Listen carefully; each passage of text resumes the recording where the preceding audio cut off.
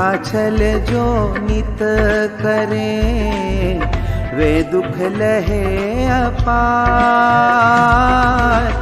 माया त्यज हो सरलता, सम्यक सुख आधार है वीरा, सम्यक सुख आधार।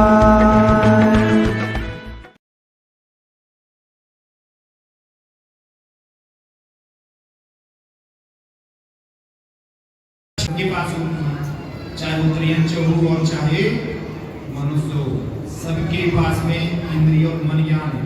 लेकिन कह दिया कि अगर और ज्यादा अधिक जानने की इच्छा रखता है तो कह दिया शुद्ध ज्ञान को लाना पड़ेगा। शुद्ध ज्ञान क्या करेगा फिर आपका? जो इंद्रिय और मन की सहायता से जाना जा रहा है उसमें विशिष्ट ज्ञान रखता है, ऐसा शुद्ध ज्ञान होता है। फिर शुद्ध ज्ञान अगर आपके अंदर है फिर भी ये कहते हैं कि ये तो दोनों में भी हो सकता है। मति ज्ञान है वो त्रियंचों में होगा, लेकिन अगर पंच इंद्रिय मनुष्यों को देखा जाए तो शुद्ध ज्ञान तो हम और आप सब में जितने श्रोता लोग बैठे प्रवचन सुन रहे इन सब के पास उतना मति ज्ञान शुद्ध ज्ञान होता ही होता है। लेकिन मैं आपको उदाहरण देके बताता हूँ कि बच्चे लोग मान लो स्कूल जाते हैं, तो स्कूल जाते समय क्या करते हैं? चार तो मति ज्ञान से रहे, पुस्तक खोल के देख रहे, लेकिन उनका शुद्ध ज्ञान कहाँ से बनेगा? जब टीचर समझाता है ना कि बेटा गाय के चार पैर होते हैं, गाय का ये होता है। यानी टीचर जो है जिस विषय का विस्तार करके बताता है, पुस्तक तो घर में भी पढ़ी जा सकती है, लेकिन स्कूल क्यों जाते हैं? क्योंकि हो सकता है टीचर हम एक पुस्तक पढ़ने से एक ही अर्थ निकाल पाए, लेकिन टीचर हो सकता है उसके 10 अर्थ बता दे। तो जो 10 अर्थ पता चल रहा है वो शुद्ध ज्ञान का विषय बनता है। तो ये असंयमी जीव के अंदर भी हो सकता है। लेकिन कहते हैं फिर अवधि ज्ञान होता है। अवधि ज्ञान भी हालांकि 3-4 प्रकार का होता है। देशावधि, परमावधि, है ना, और विभंगावधि, यानी को अवधि ज्ञान भी होता है। जैसे मैंने कल आपको बताया था कि अविरत सम्यक दृष्टि जो होता है वो पूजा करेगा, पाठ करेगा। चलो सूक्ष्म की बात करी, दिखाने की बात कर दी, सूक्ष्मतर जीवों की बात भी अगर कर दे, चलो वो भी देख लो। मान लीजिए देख तो नहीं पाओ, मान लीजिए अगर उसको आपने देख भी लिया, लेकिन सूक्ष्मता में जीव इतने सूक्ष्म होते हैं जो कि अनंतानंत इस संसार में ठसाठस भरे पड़े। आपको बहुत अच्छे उदाहरण मिलते इसमें। आलू का उदाहरण सबसे ज्यादा मिलता है कि एक सुई की नोक अगर जिस आलू में लगा दो और वो नोक अगर बाहर निकालो, उस नोक पे इतने सूक्ष्मता में जीव उत्पन्न होते हैं जो कि अनंत राशि होती है उनकी एक आलू की नोक पे, और आप तो पूरा आलू की सब्जी खा रहे हैं। और यदि ये भी कह दिया गया कि उसे आलू के जीव यदि कबूतर के बराबर हो गए, यानी पक्षी के बराबर भी हो गए, तो समझिए कि इस लोक में मनुष्य तो क्या त्रियंच मनुष्य जो हमें देखो, इस लोक में सिर्फ 2 प्राणी है। ये मध्य जो लोक है, मध्य लोक में 2 प्राणियों की व्यवस्था है। हम 2 साथ में रहते हैं, त्रियंच गति का जीव और एक मनुष्य गति का जीव। हमें दोनों के दोनों यहाँ पे साथ में रहते हैं, लेकिन मनुष्य का पुण्य तेज ज्यादा है और त्रियंच का पुण्य कम है। लेकिन यदि त्रियंच भी किसी मुनि राज के अगर आहार देख ले, उनकी विनय कर ले, जैसे महावीर भगवान ने क्या किया था, देशभूषण कुलभूषण जी महाराज के दर्शन किए और क्या हुआ? व्रत संयम ग्रहण कर लिए उसने कि मैं अगर ऐसी एकाग्रता आ गई ना कि मैं भगवान आपके दर्शन से इतना कृतार्थ होता। पहले के मुनिराज अवधि ज्ञान युवा करते थे, अपने निमित्त ज्ञान से लगा लिया करते थे कि ये जो पशु है ना, आज जो मैं बात कर रहा हूँ ना, आज उत्तम आर्जव धर्म की, कि उत्तम आर्जव धर्म हम आपकी भावनाओं को कैसे समझें कि आप सीधे हो या आप छल कपटी हो। तो मना पर्याय ज्ञानी कहता है कि आपके मन की बात जान सकता हूं मैं, क्योंकि मना पर्याय ज्ञानी किसको होता है? मात्र संयमी जीव को।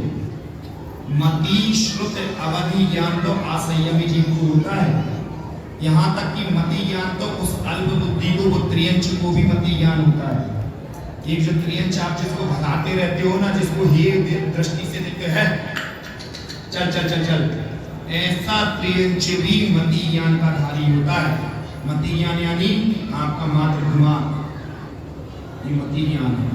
यहाँ तक कि अल्प बुद्धि वाला जिसको कुछ भी नहीं है, यहाँ तक कि पागल बुद्धि वाला जिसकी बुद्धि भ्रमित हो चुकी है, वो भी मति ज्ञान का धारी होता है। फिर कहते हैं अगर मति ज्ञान को थोड़ी और रुचि से जानना तो उसका जो ज्यादा विषय बनता है वो बनता नहीं होगा। उत्तम आर्जव धर्म उसके अंदर विद्यमान रहेगा, कूट फूट के भरा रहेगा और वो अपनी साफ और बिना पूजा बोल देगा भैया जी हम अभिषेक तो करेंगे, हम आहार भी देंगे। आप कहोगे तो माता जी महाराज जी के कमंडल पकड़ के भी, आपका झंडा लेकर के भी हम बिहार करा देंगे दूर दूर तक। लेकिन आपको बस इतना करना पड़ेगा कि हमारे मन का जो भोजन है वो देना पड़ेगा आपको। पूछो उससे कि उसके मन का भोजन क्या है। इतना पूजा पाठ करते हो, कहते हैं ना जो पुजारी लोग होते हैं ना कि भैया ये पूजा कर रहा है, वास्तव में इसका निर्मल परिणाम होगा। निर्मल परिणाम तो होगा लेकिन चरित्र अच्छा है कि नहीं होगा ये तो देखो। चारित्र का धनी है भी कि नहीं है? पूजा कर ली, पाठ कर लिया, सब कर लिया, लेकिन उसने कहा कि मेरा नियम तो रहेगा यदि मैं तंबाकू खाती हूँ तो तंबाकू का त्याग नहीं करूंगा, सुपारी खाता हूँ सुपारी का त्याग नहीं, नशे करता हूँ मेरा नशे का त्याग नहीं रहेगा। बाकी आप सब क्रिया करवा लो, बाकायदा क्रिया करेगा लेकिन त्याग नहीं करेगा।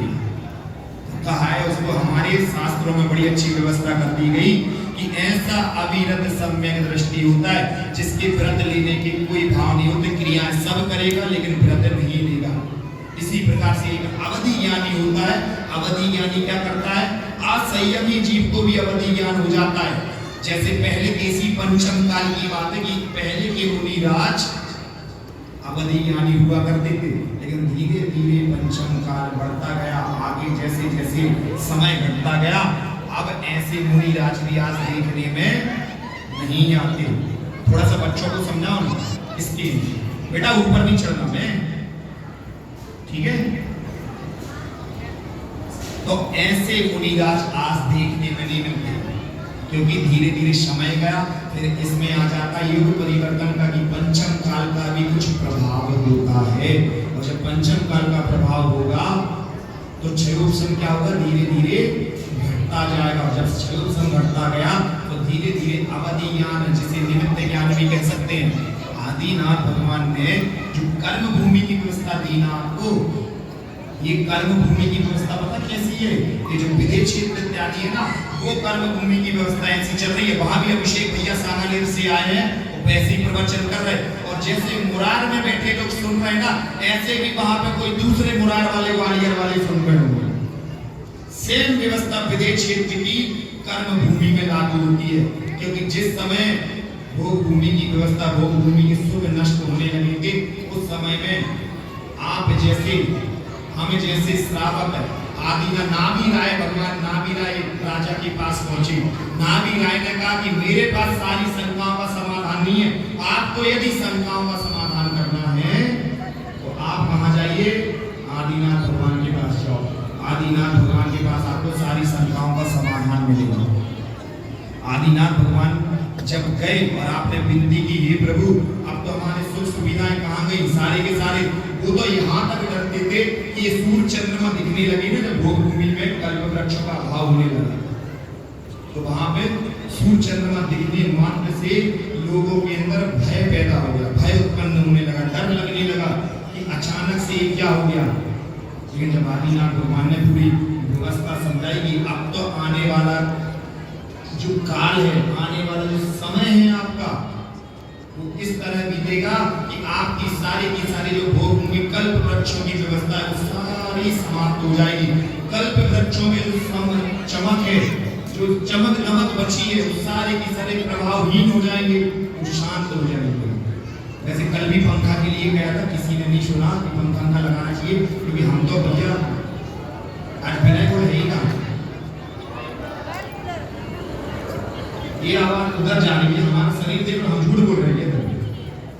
प्रत्यक्ष प्रमाण के लिए शायद आवश्यकता नहीं होती, प्रत्यक्ष के पास होती है, चाहे वो त्रियंच हो और चाहे मनुष्य हो, सबके पास में इंद्रिय और मन ज्ञान है। लेकिन कह दिया कि अगर और ज्यादा अधिक जानने की इच्छा रखता है तो कह दिया श्रुत ज्ञान को लाना पड़ेगा। शुद्ध ज्ञान क्या करेगा फिर आपका? जो इंद्रिय और मन की सहायता से जाना जा रहा है उसमें विशिष्ट ज्ञान रखता है, ऐसा शुद्ध ज्ञान होता है। पर शुद्ध ज्ञान अगर आपके अंदर है फिर भी ये कहते हैं कि ये तो दोनों में भी हो सकता है। मति ज्ञान है वो त्रियंचों में होगा, लेकिन अगर पंच इंद्रिय मनुष्यों को देखा जाए तो शुद्ध ज्ञान तो हम और आप सब में जितने श्रोता लोग बैठे प्रवचन सुन रहे इन सब के पास उतना मति ज्ञान शुद्ध ज्ञान होता ही होता है। लेकिन मैं आपको उदाहरण देके बताता हूँ कि बच्चे लोग मान लो स्कूल जाते हैं तो स्कूल जाते समय क्या करते हैं? जा तो मति ज्ञान से रहे, पुस्तक खोल के देख रहे, लेकिन उनका शुद्ध ज्ञान कहाँ से बनेगा? जब टीचर समझाता है ना कि बेटा गाय के चार पैर होते हैं, गाय का ये होता है। यानी टीचर जो है जिस विषय का विस्तार करके बताता है, पुस्तक तो घर में भी पढ़ी जा सकती है, लेकिन स्कूल क्यों जाते हैं? क्योंकि हो सकता है टीचर हम एक पुस्तक पढ़ने से एक ही अर्थ निकाल पाए, लेकिन टीचर हो सकता है उसके 10 अर्थ बता दे। तो जो 10 अर्थ पता चल रहा है वो शुद्ध ज्ञान का विषय बनता है। तो ये असंयमी जीव के अंदर भी हो सकता है। लेकिन कहते हैं फिर अवधि ज्ञान होता है। अवधि ज्ञान भी हालांकि 3-4 प्रकार का होता है, देशावधि, परमावधि, है ना, और विभंगावधि, यानी वो अवधि ज्ञान भी होता है। जैसे मैंने कल आपको बताया था कि अविरत सम्यक दृष्टि जो होता है वो पूजा करेगा, पाठ करेगा। चलो सूक्ष्म की बात करी, दिखाने की बात कर रही, सूक्ष्म तर जीवों की बात भी अगर कर दे, चलो वो भी देख लो। मान लीजिए देख तो नहीं पाओ, मान लीजिए अगर उसको आपने देख भी लिया, लेकिन सूक्ष्मता में जीव इतने सूक्ष्म होते हैं जो कि अनंतानंत इस संसार में ठसा ठस भरे पड़े। आपको बहुत अच्छे उदाहरण देश में आलू का उदाहरण सबसे ज्यादा मिलता है कि एक सुई की नोक अगर जिस आलू में लगा दो और वो नोक अगर बाहर निकालो, उस नोक पे इतने सूक्ष्मता में जीव उत्पन्न होते हैं जो कि अनंत राशि होती है उनकी एक आलू की नोक पे, और आप तो पूरा आलू की सब्जी खा रहे हो। और यदि ये भी कह दिया गया कि उसे आलू के जीव यदि कबूतर के बराबर हो गए यानी पक्षी के बराबर भी हो गए, तो समझिए कि इस लोक में मनुष्य तो क्या त्रियंच मनुष्य जो हमें देखो, इस लोक में सिर्फ 2 प्राणी हैं। ये मध्य जो लोक है, मध्य लोक में 2 प्राणियों की व्यवस्था है। हम 2 साथ में रहते हैं, त्रियंच गति का जीव और एक मनुष्य गति का जीव। हम दोनों के दोनों यहाँ पे साथ में रहते हैं, लेकिन मनुष्य का पुण्य तेज ज्यादा है और त्रियंच का पुण्य कम है। लेकिन यदि त्रियंच भी किसी मुनिराज के अगर आहार देख ले, उनकी विनय कर ले, जैसे महावीर भगवान ने क्या किया था, देशभूषण कुलभूषण जी महाराज के दर्शन किए और क्या हुआ? व्रत संयम ग्रहण कर लिए उसने कि मैं अगर ऐसी एकाग्रता आ गई ना कि मैं भगवान आपके दर्शन से इतना कृतार्थ होता हूँ। पहले के मुनिराज अवधि ज्ञान हुआ करते थे, अपने निमित्त ज्ञान से लगा लिया करते थे कि ये जो पशु है ना, आज जो मैं बात कर रहा हूँ ना, आज उत्तम आर्जव धर्म की, ये उत्तम आर्जव धर्म हम आपकी भावनाओं को कैसे समझें कि आप सीधे हो या आप छल कपटी हो। तो मना पर्याय ज्ञानी कहता है कि आपके मन की बात जान सकता हूं मैं, लेकिन मना पर्याय ज्ञानी किसको होता है? मात्र संयमी जीव को। मति श्रुत अवधि ज्ञान तो असंयमी जीव को होता है। यहाँ तक कि मति ज्ञान तो उस अल्प बुद्धि को, वो त्रियंच को भी मति ज्ञान होता है। एक जो त्रियंच आप जिसको भगाते रहते हो ना, जिसको हे दृष्टि से देखते हैं, चल चल चल चल, ऐसा त्रियंच भी मति ज्ञान का धारी होता है। मति ज्ञान यानी आपका मात्र दिमाग, ये मति ज्ञान है। यहाँ तक कि अल्प बुद्धि वाला जिसको कुछ भी नहीं है, यहाँ तक कि पागल बुद्धि वाला जिसकी बुद्धि भ्रमित हो चुकी है, वो भी मति ज्ञान का धारी होता है। फिर कहते हैं अगर मति ज्ञान को थोड़ी और रुचि से जानना तो उसका जो ज्यादा विषय बनता है वो बनता है